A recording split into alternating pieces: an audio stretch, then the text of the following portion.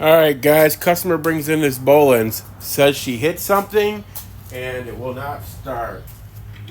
Let's get it up here. Have a look at it.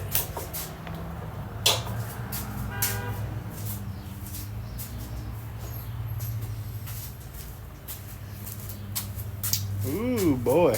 It is, oh, look at that. Look at all of that oil.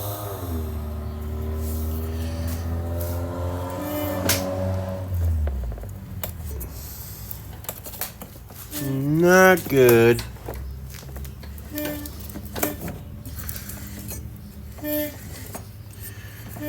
Spinning way too freely.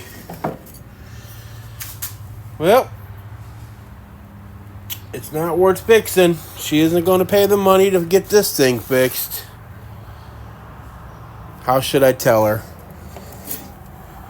What would you guys charge? Tell me.